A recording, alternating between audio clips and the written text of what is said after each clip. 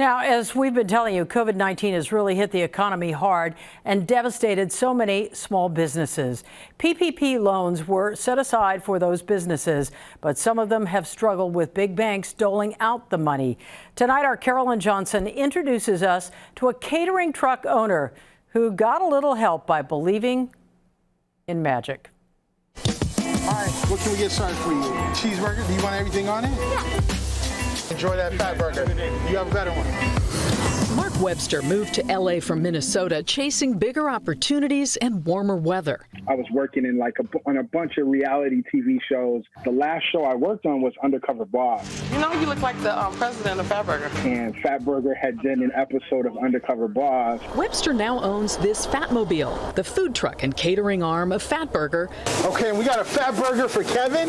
But when COVID restrictions began, Webster's business instantly suffered. My business revolves around large groups of people coming together. With so much uncertainty, Webster gave notice on his apartment, and his wife, 2 young sons, and infant daughter went back to Minneapolis. I'm going to stay back and try to hope things, get better in the near future and keep the business alive.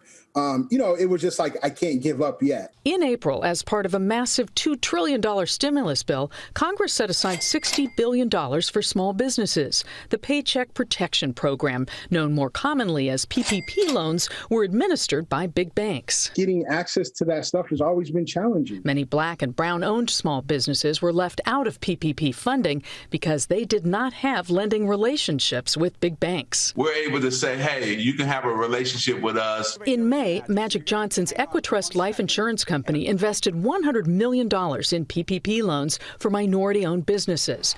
The former Laker and 5-time NBA champ has spent a busy post-basketball career focused on economic empowerment in underserved communities. That was like the first time in all that where I felt comfortable and confident enough to actually go, chase this loan or chase these funds. Equitrust is working alongside MBE Capital Partners and Carver Federal Savings Bank.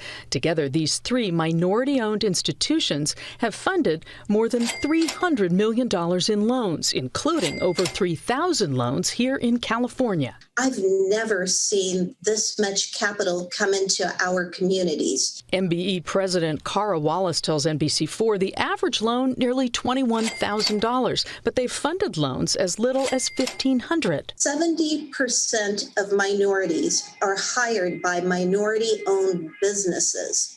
So we understood that unless you grow and scale minority-owned businesses, you will never change the economic outcomes in these communities. Thank you. Enjoy, man. Webster received his loan in August. It literally was a life raft for me. A chance for him to hold on to his business and hopefully soon to hold the people he worked so hard for. Just to kind of hold my daughter and, play with my boys. Because, that's beyond all this. That's what's really driving me is my family. Carolyn Johnson, NBC4 News. With gatherings once again prohibited, Mark says he is ready to feed essential workers if the calls come in. And while the current restrictions have put him up against a wall, he says he remains hopeful and grateful.